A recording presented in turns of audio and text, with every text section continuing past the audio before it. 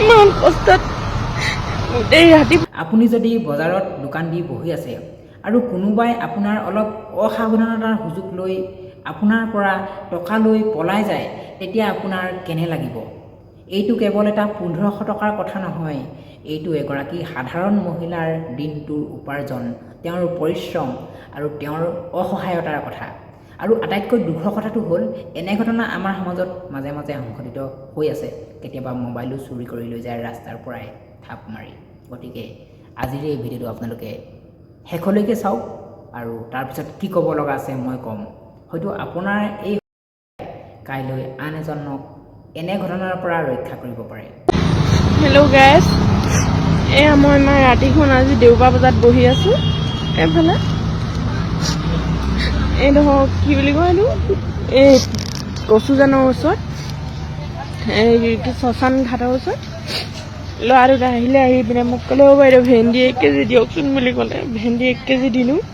তাৰপিছত ক'লে অনলাইন হ'ব নাই বুলি ক'লে। ক'লে গ'ল অনলাইন হ'ব নাই বুলি ক'লে। মই ক'লোঁ হ'ব অনলাইন।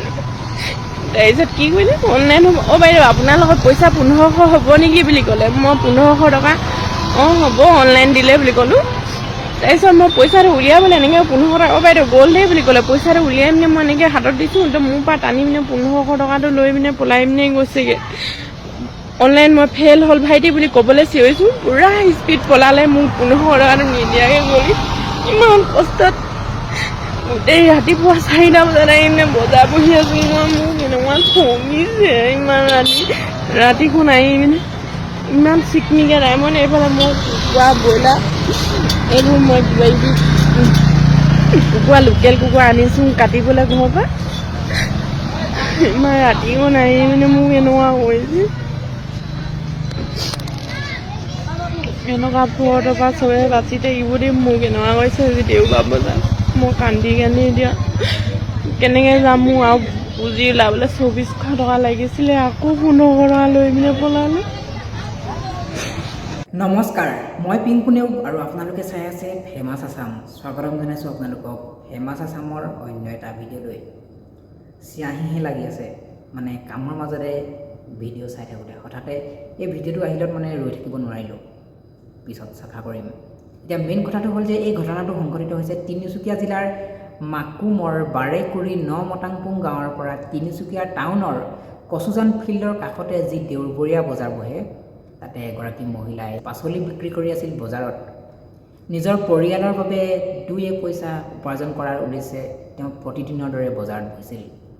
তেওঁৰ মনত নাছিল যে অলপ পিছতেই তেওঁৰ সৈতে এনেকুৱা এটা ঘটনা ঘটিব, যিটোৱে তেওঁক মানসিকভাৱে ভাঙি পেলাব। এতিয়া জানিব পৰা মতে আপোনালোকে ভিডিঅ'টো চালেই, তথাপিও মই কওঁ, তেওঁৰ বিক্ৰী বাৰ্তা ভাল হোৱা নাছিল। সেইকাৰণে তেওঁ দেওবাৰ দিনটো পঢ়াৰ উপৰিও তেওঁ সন্ধিয়ালৈকে বহিছে। আৰু সেই সময়তে দুজন ল'ৰা আহি ভেন্দি ল'লে 1 কেজি, অনলাইনত পইচাও দিলে। তাৰপিছত আকৌ বাইদেউ সুধিছে, বাইদেউ বোলে 1500 টকা অনলাইন হ'ব নেকি? বাইদেউ ভাবিলে চাগে কিবা এটা দৰকাৰ হৈছে আৰু দি দিওঁ। অঁ হ'ব বোলে, তেতিয়াহ'লে আমি অনলাইন মাৰি দিওঁ, আপুনি কেছ দিয়ক বুলি ক'লে।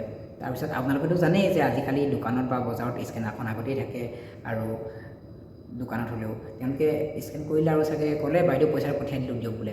বাইদেৱে পইচা 1500 টকা উলিয়াই হিচাপ কৰিব লওঁতে মানে সিহঁতে থাপ মাৰি লৈ পিনে পলালে।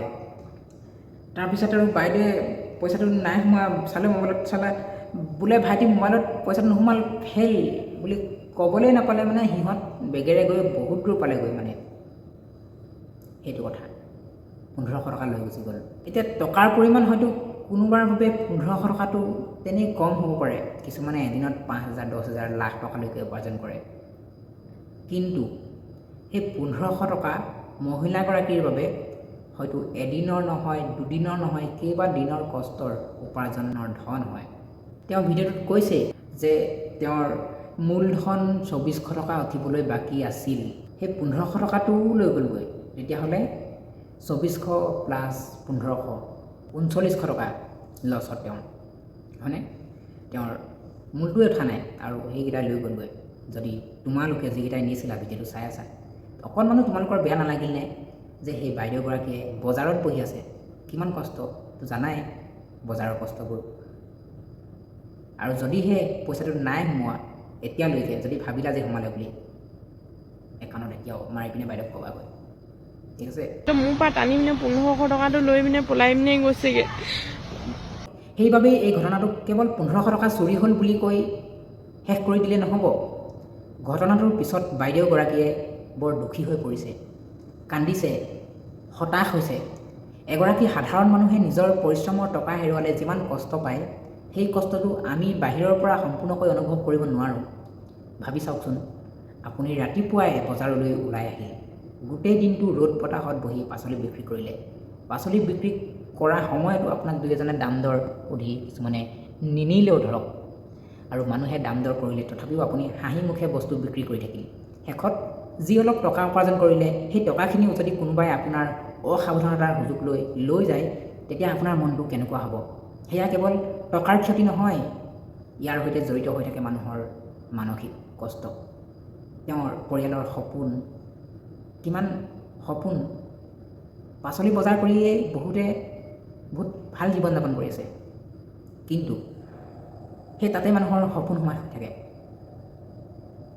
কিছুমানে ভাবে পাচলি যিসকলে ব্যৱসায় কৰে তেওঁলোকৰ পইচা বহুত হয়, সকলোৰে হয়তো নহয়, কিছুমানৰ ধৰক বহুত বেছি হয়, তেনেকুৱা ধৰণৰ তেওঁলোকে আইটেমো ৰাখিব লাগিব, তেনেকুৱা ধৰণৰ কথা।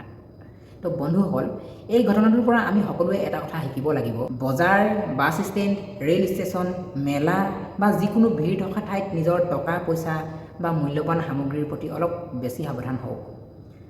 আপুনি দোকান দি বহি থাকিলে আপোনাৰ ওচৰত কোনোবা অচিনাকি মানুহে ঘনিষ্ঠভাৱে যদি ঘূৰি ফুৰিছে নেকি লক্ষ্য কৰক। কোনোবাই আপোনাৰ মন অন্যফালে ঘূৰাই দিয়াৰ চেষ্টাও কৰিছে নেকি লক্ষ্য কৰক। আৰু বিশেষকৈ টকা গণি বা টকা উলিয়াই থোৱাৰ পিছত সেই টকাখিনি সকলোৰে চকু পৰাকৈ নাৰাখিব।